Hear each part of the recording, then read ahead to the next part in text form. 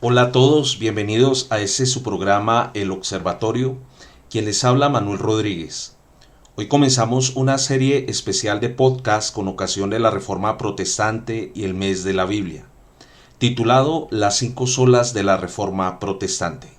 Bienvenidos.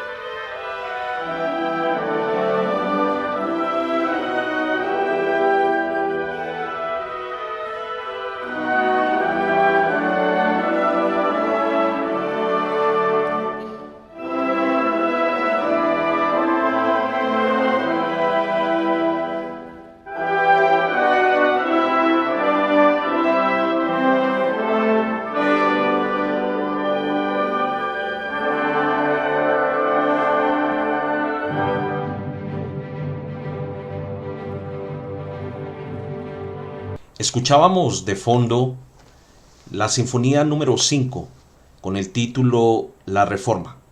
Fue compuesta por Mendelssohn en el año 1829-1830. Su objetivo principal era conmemorar el 300 aniversario de la Confesión de Augsburgo, un episodio fundamental en el surgimiento de la fe de la Reforma Protestante. El mensaje principal de este himno es Castillo fuerte, es nuestro Dios. Que esta verdad quede impresa en la mente de todos los que escuchen esta melodía. Obra interpretada por la Orchestra Union Perugia. En esta serie de 3 programas estudiaremos el origen de las olas en su contexto histórico, su relevancia teológica y su aplicación para la Iglesia del siglo XXI. Para introducirnos en el tema, recordemos que la Reforma Protestante se encuentra en el marco del Renacimiento europeo del período reformista, que correspondía a la cultura renacentista del momento, la cual fue una corriente de cambio intelectual, revolución en el arte y revolución espiritual.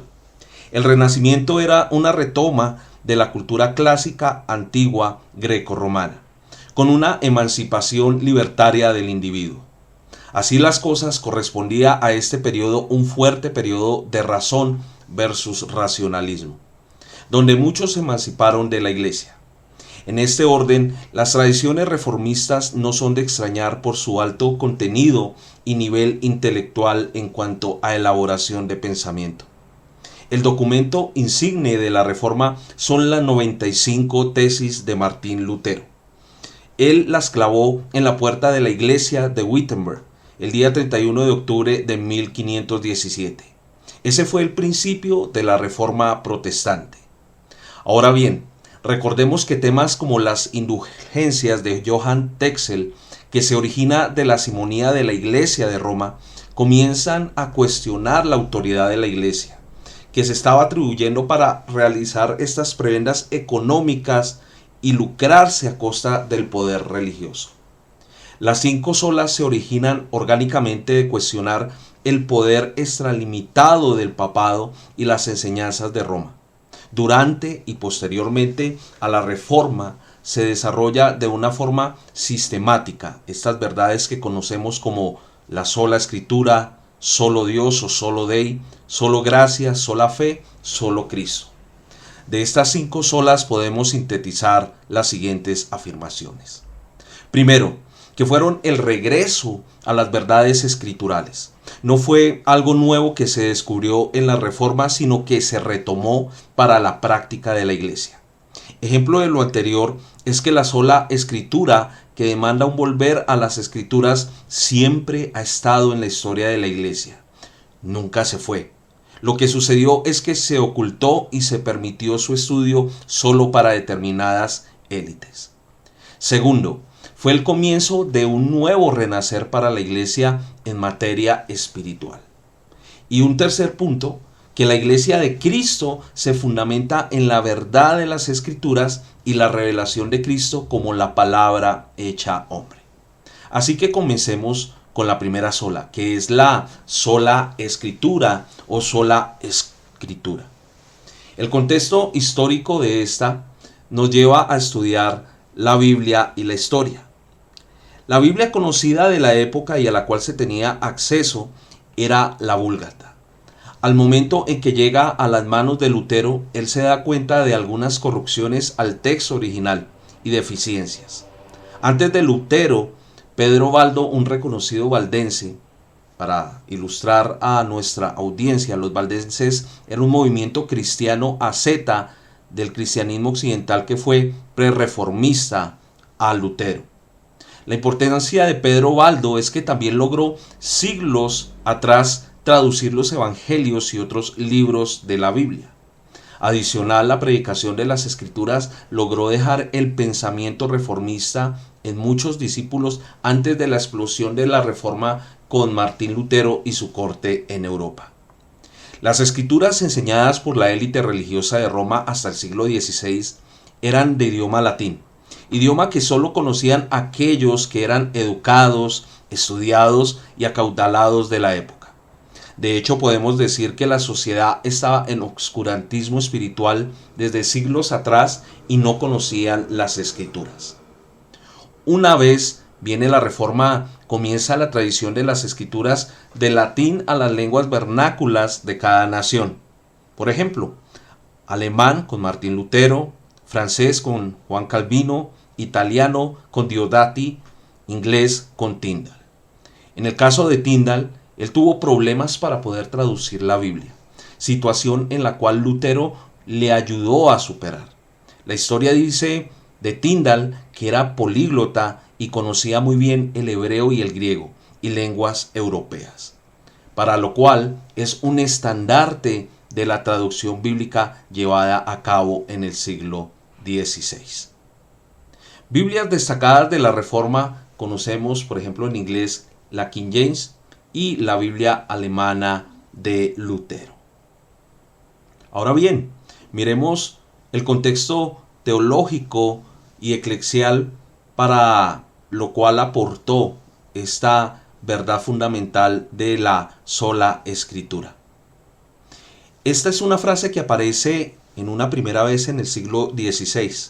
Sin embargo, la expresión misma se encuentra entre los reformados en 1526 por Martin Bucer. En tanto, Calvino la usó en la obra Instituciones años más adelante. Dentro de este contexto se debe decir que la Biblia antes de la Reforma estaba secuestrada por las élites religiosas de Roma. A muchos no les convenía que las Escrituras tuvieran el lugar prominente y fuera el faro de luz de la sociedad. De ahí que no se equivoca la historia en denominar el periodo de la Edad Media como el oscurantismo, y parte de eso se debe a que el hombre sin la palabra de Dios estaba en muchos aspectos de su vida en tinieblas. En el momento de la Reforma, en especial la tradición luterana pregunta a la fe practicada y enseñada hasta el siglo XVI, ¿quién tiene la autoridad en cuanto a la fe y quiénes la practican? De ahí que Lutero nos da una luz en cuanto a este tema cuando fue llevado al concilio de Worms y él responde: mi conciencia es cautiva de la palabra de Dios. Si no se me demuestra por las Escrituras y por razones claras, no acepto la autoridad de papas y concilios, pues se contradicen. No puedo ni quiero retractar nada, porque ir contra la conciencia es tan peligroso como errado. Cierro cita.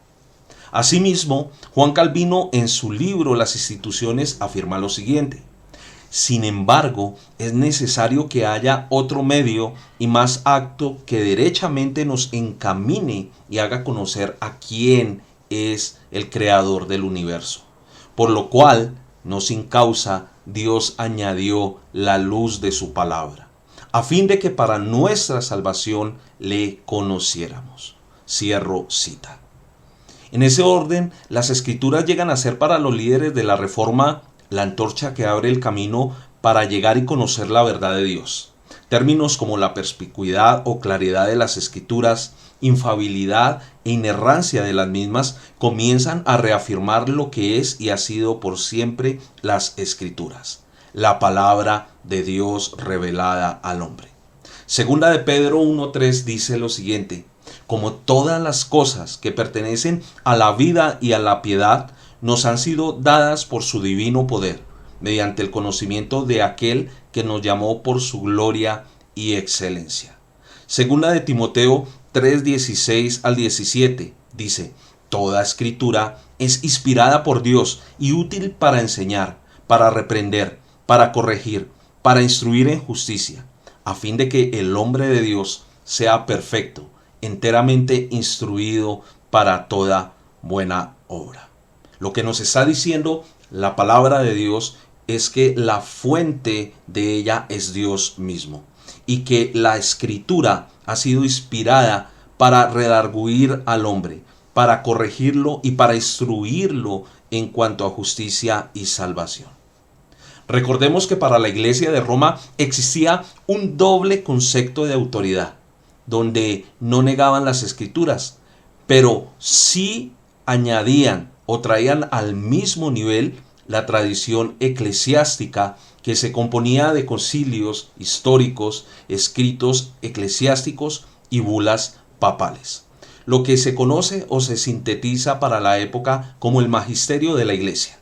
De ahí que es tan importante para el movimiento reformado enfatizar la verdad de sola escritura, lo cual demanda de entrada exclusividad.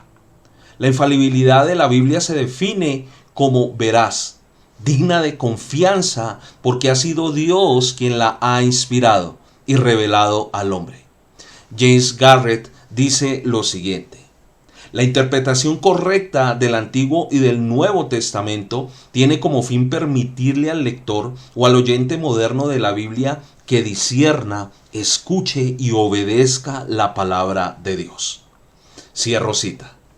Garrett hace esa afirmación teniendo en cuenta la inspiración de Dios y el testimonio del Logos, que es Jesucristo en las Escrituras. Para Juan Calvino no existía otro escrito que pudiera tener la misma autoridad que las Escrituras.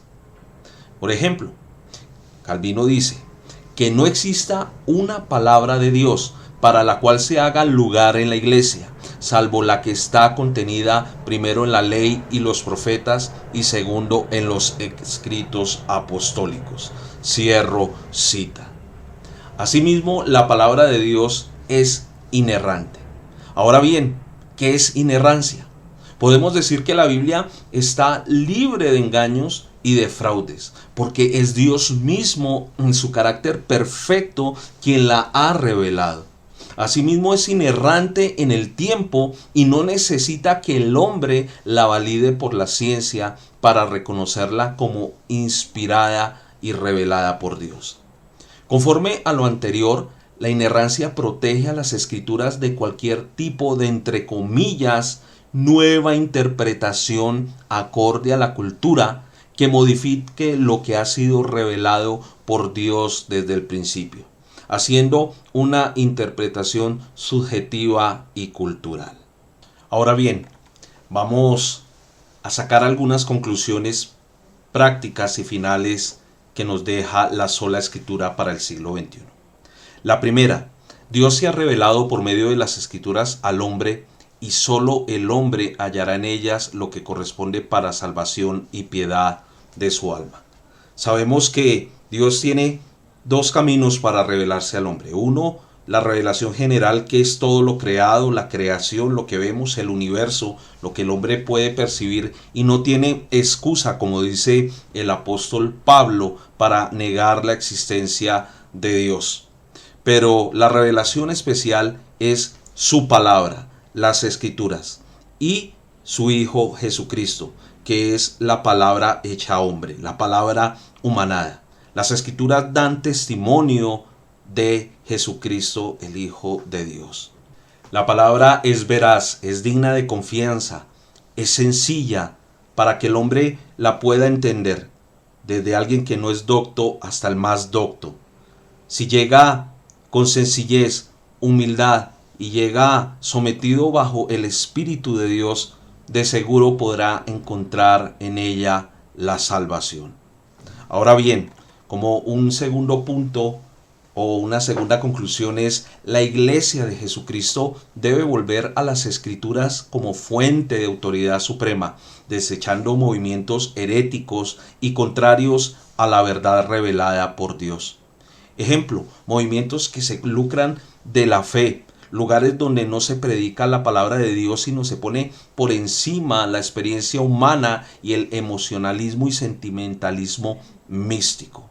Ahí es donde se desplaza la palabra de Dios, sino se tiene por encima la experiencia del hombre, se tiene por encima los fines comerciales con los cuales a veces se hace mal uso de la palabra de Dios. La Iglesia de Jesucristo debe ser atalaya y debe proclamar la palabra de Dios, debe colocar de nuevo en el centro, en el púlpito, las Escrituras. No hay otra forma, otra manera que la Iglesia pueda llegar al mundo si no es con la verdad de las Escrituras, si no es con la verdad de la palabra de Dios.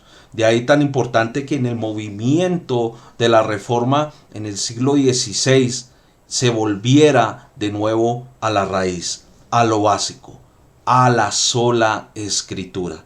Y esto también tiene que ver mucho con la interpretación, porque en aquel momento, cuando llega la Reforma en el siglo XVI y los siglos atrás previos a la misma, se estaba dando una interpretación alegórica, abierta, fuera, sin sentido de lo que es una buena interpretación, que es la interpretación literal e histórico-gramatical para hallar el verdadero sentido del texto.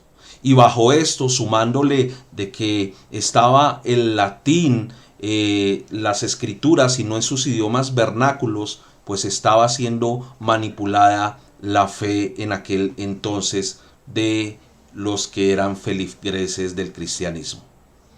Hoy en día, ¿qué es lo que sucede?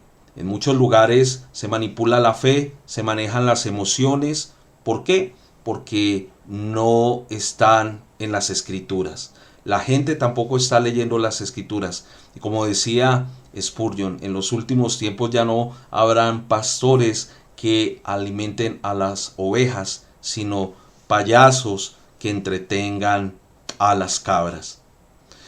Por tercero y último, debemos tener claro que las Escrituras dan testimonio de Jesucristo, que no es un libro más, sino que para nosotros, los hijos de Dios, los cristianos, la Biblia es la revelación de Dios y el testimonio de su Hijo Jesucristo, que es la palabra vital.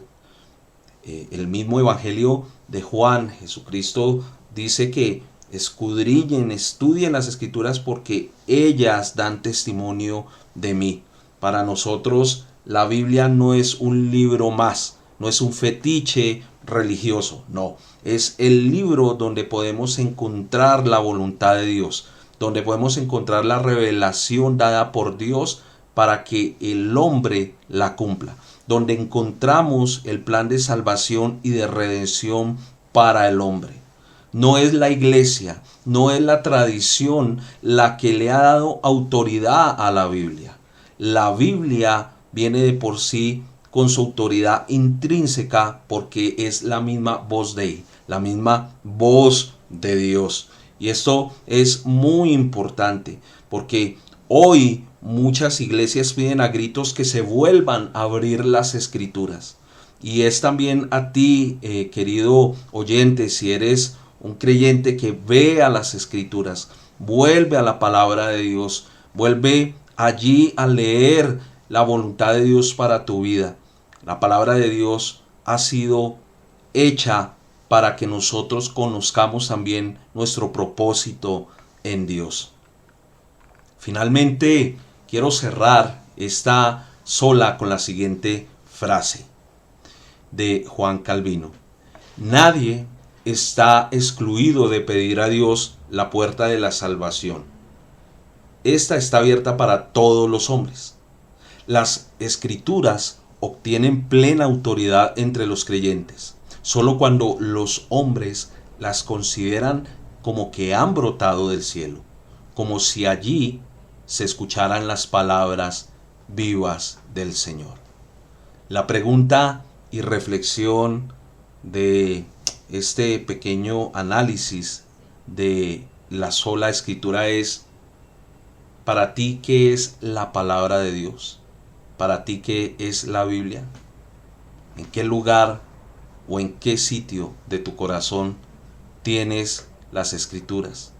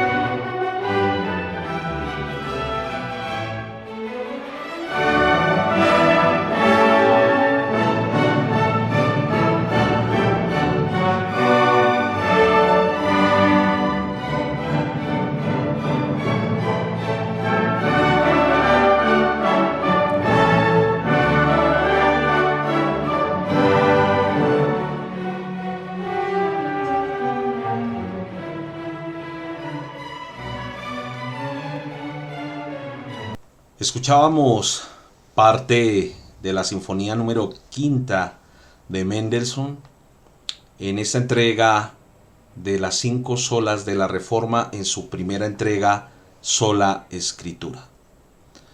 Para nosotros es un gusto haber estado con ustedes en este primer podcast especial de esta serie, y esperamos en 8 días continuar con la segunda entrega.